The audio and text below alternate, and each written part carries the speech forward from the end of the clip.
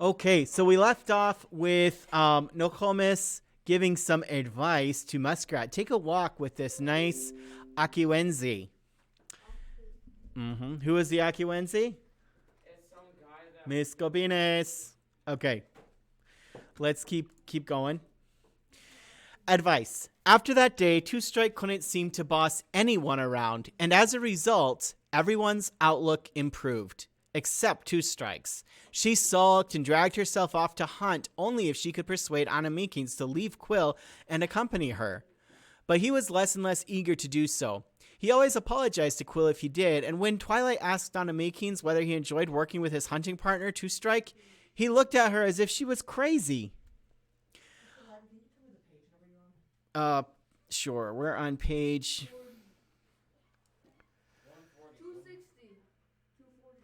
1. I can't see it. 180. Just a minute. I can pull it up here. 290.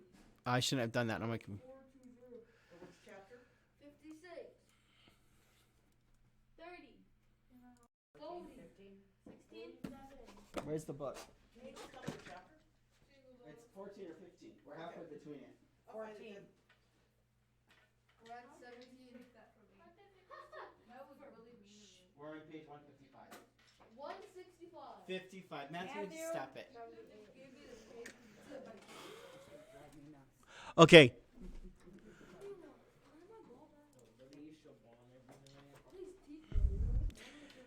Anamikins looked at Two as if she were crazy. I don't think you have anything to worry about, said Twilight pointedly to Omakias. They were gathering armloads of dry branches to haul back to the fire. What do you mean worry? Asked Omakias innocently. Quiet, guys. I mean, said Twilight, her gentle face suddenly full of laughter, that you can't fool me. You've been dragging yourself around, you moony face. You've been trying not to be obvious that you move with elaborate care when you know that Anamikins is looking. Here is how you purse your lips. Here is how you touch your hair. Here is how you hold yourself up straighter. Here is how you walk when you see him approaching the camp. Here is like I like to listen to you read. Omakias watched her cousin in horror. Do I really do all of those things? She asked. How idiotic. I'm exaggerating a little, said Twilight kindly, but anyone can tell that you like him. After this, Omakias tried to ignore Anamikins and act normally. But she found that the more normal she tried to act, the more difficult it was. Her actions now felt false, every gesture a little silly. One night she went to Nokomis, who was sitting alone by the fire. Noko, may I ask you something? Always, said Nokomis, patting a place on the blanket beside her. Omakias sat down. Were you shy when you met your husband? Very shy, said Nokomis. It is good. But my child, you are not yet a woman. You do not yet have to look for a husband. You are still too young. I know, Nuku, but I have these feelings. I suppose the time is getting near, my little girl. When you do become a woman, when you do have your moon, I will make your little woman house for you. Omakias smiled. She was not afraid. She knew that she would stay by herself in the house, away from everybody else, and receive instructions and gifts from the older women. Nuku, she said, what about Two Strike? She is older by a winter. Has she become a woman yet?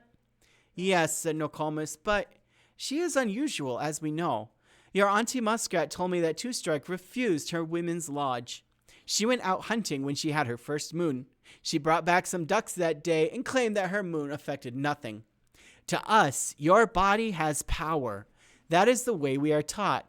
When your body is ready to bring life into the world, you are a changed being. Two Strike rejects that. Did old Tallow also reject this? Nokomis smiled, remembering her dear friend. Ah, no, my girl. You must remember, old Tallow was not always as you knew her. Old Tallow was not always rough and fierce. I grew up with her, of course, and once she was as tender as you are. In fact, you remind me of old Tallow. Then Nokomis added something soft and strange. I pray every night that the world does not treat you as harshly as it treated my friend, old Tallow. Nuku, what happened to her? But Nokomis merely shook her head and took Omakias' hand in hers. She held Omakias' hand for a long time and gazed into the fire. Let's wait up for Quill, she said. Omakias lay down and put her head on her grandmother's lap and dozed as her hair was stroked and smoothed by her grandmother's fingers. The biggest catch. A little while later, as they were sleepily banking the fire, Omakias and Nokomis heard a cracking and banging in the bush just beyond the light. "Help!" cried Quill. "I caught something huge!" Gasping, he fell into the circle of light. As he fell, Omakias saw the strangest thing happen to her brother. He began to leak fish. Small silver fish poured from inside his shirt, from the bark basket on his back, from his pants and his moccasin. Fish slipped from his sleeves and flapped down under his hood around his ears. Then the blanket he was dragging opened, and fish cascaded all around him until they stood in a pool of fish. The sucker run had started, and Quill had been to the mouth of the mainland river, where the moving river broke up first in the spring. He had scooped up as many as he could. When the sucker ran, they came so thick they choked the water. Each one of them was small, but taken all together, they were, as Quill said, huge. "Aye," said Mama suddenly. "That was my best blanket, Quill." She grabbed the blanket that Quill had sneaked from her to carry the fish and shook her head sadly as she put her nose to the weave. "I'll never get the smell of fish from it, but my son, even so, you have made me proud." Okay, so he got his big game, right? Even though it was actually lots of little game. Chapter 15, 2 strikes, pain. The sleeping situation was really getting complicated. It hadn't taken long for Muskrat to decide that Miscobines would make a much better husband than Lapatre. In fact, they were so happy together that they decided to build a small lodge for themselves. However, that left Anamikins uncomfortable, for he could not share a lodge with Muskrat's daughters. Without his father sleeping in the big lodge with Yellow Kettle and Day-Day's family, he now slept squeezed between Quill and Fishtail. One warm March night, the family was eating near the outside fire when the issue came up. Twilight laughed softly and said that Anamikins should make his own lodge to see what happened.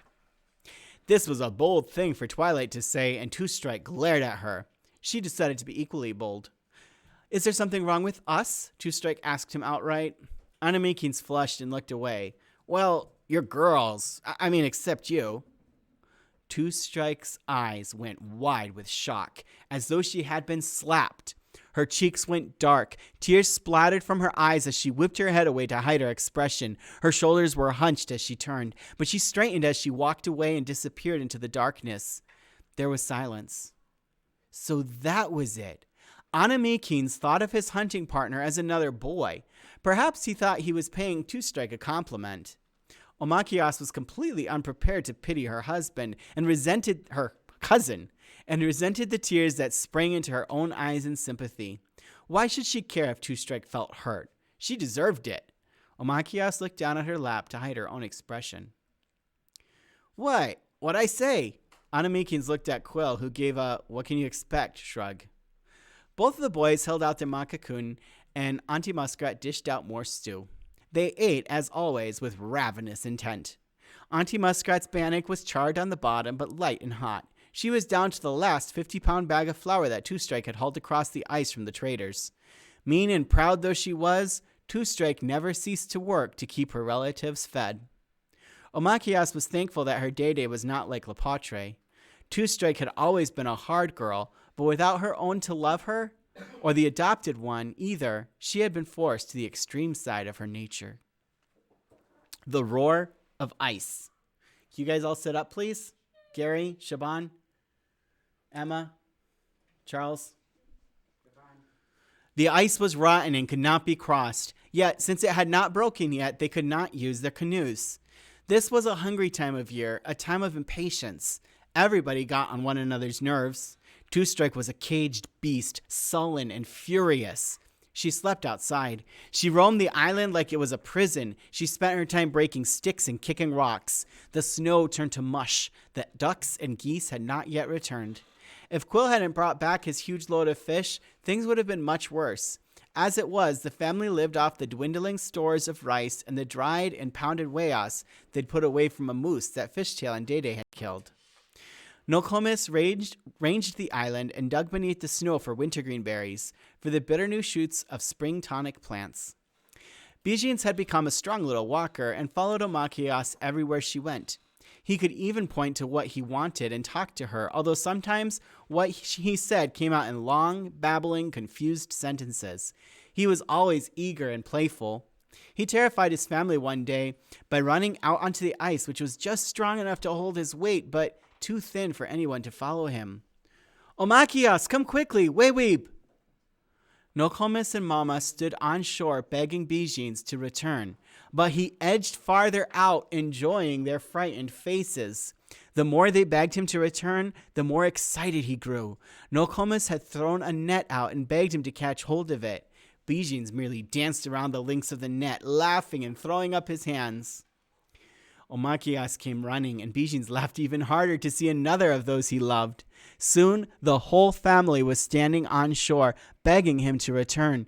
They made big sounds every time he went a little farther out, so of course, he went farther still, delighted that he could produce such excitement. Beka, Omakias shouted to her family. He thinks we like what he is doing. We must all turn around as one and walk away from him. He'll follow. I can't, cried Yellow Kettle. What if he falls in? Just try it, said Omakias. Her heart was pounding. What if Bijins broke through?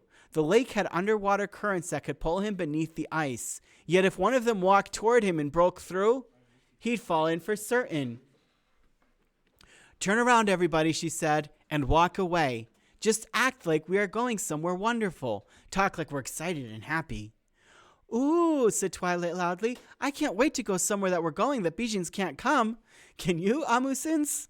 Gaween, said Amusins in an undertone, shouting, I guess not, sister. Let's try to leave him behind. Let's go to this exciting place. Yes, Giggit, Miss Gobine said. Muskrat, my wife. Let us go quickly to the place we're going. Somewhere. Somewhere, echoed Yellow Kettle. With a lump in her throat, she dragged her feet and kept her eyes on Bijins. Sure enough, whispered Anamikins to Omakias. You're right. He's taking our bait. Then he called, Hey, Hoa, we're going to go now. I can't wait. He's running after us. He wants to come too. Let's try to get away from him. As his family disappeared into the brush, Bijin suddenly darted forward and ran right off the ice, yelling, Gayanin, me too, Miko, Miko. Quill had doubled around, and now he swiftly swooped out and caught Bijins, who wiggled with excitement to be carried off to something he knew was wonderful. Now we have to go somewhere and have a feast, Quill said hopefully. In relief, Yellow Kettle took Bijins in her arms, cuddling him. Bijins didn't want to be cuddled at all, and he made himself a heavy, limp noodle and slipped from her arms. But everybody held him in turn, one after the other, laughing in relief. Yes, let's have a feast, Yellow Kettle cried. On what, air?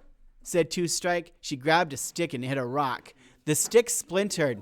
She hit the rock again. There's a little rice left, said Twilight. Meat. We need meat, said Two Strike, brandishing the stump of her stick and looking fiercely around as if a big caribou might walk into camp. Did somebody...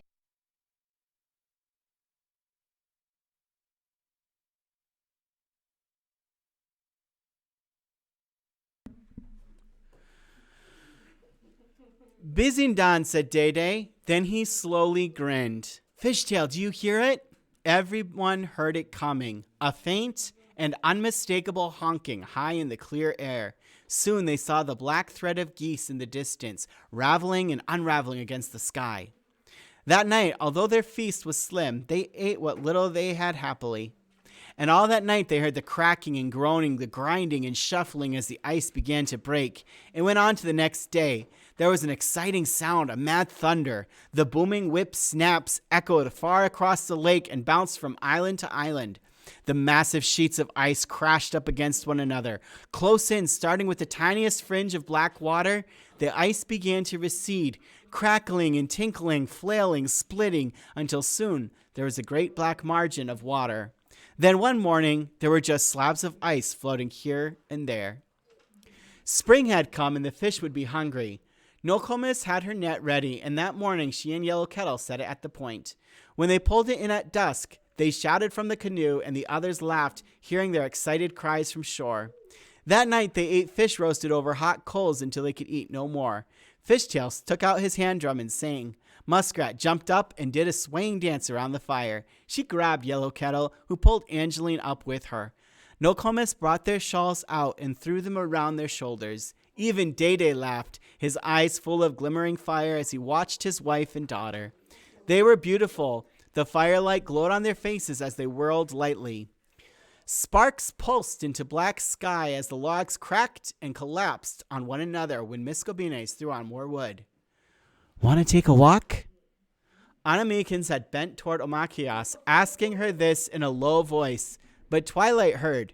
Her eyes sparkled at her cousin, but she looked discreetly away. Omachias rose, wrapped her blanket around her, and slipped away from the fire. The moon was at half that night and already up. The light rode the water and brightened the cold sand. The two walked a little way from the camp and sat down on a great beached log. At first, Omachias was silent. She felt numb, awkward, strange. Then she realized that Anna Meekins couldn't think of anything to say either, and she poked him in the arm.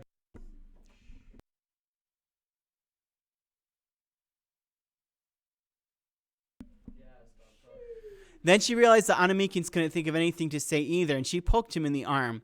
They looked at each other, laughed, and laughed again, then fell silent again. How many times could they poke each other, look at each other, and laugh? Someone would have to say something. That fish was good. I ate so much, said Anna Meekins. Me too, I can hardly move. They nodded thoughtfully as if they'd said something serious. They looked again at each other, smiled a little, and then looked down at their feet. My moccasin are wearing out, said Anna Meekins. Omachias froze with shyness. She cleared her throat twice before she dared try to answer. I could make a new pair for you, she said, so quietly that she was not certain he could hear her. That would be great, said Anna Meekins. His voice choked and squeaked. They were so overcome that they couldn't speak for a long while after that.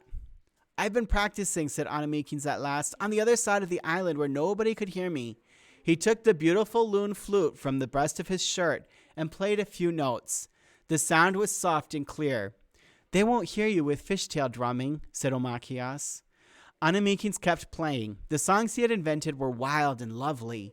In the middle of one song from far across the lake, loons answered in excitement, and their songs together made a dark and breathtaking music.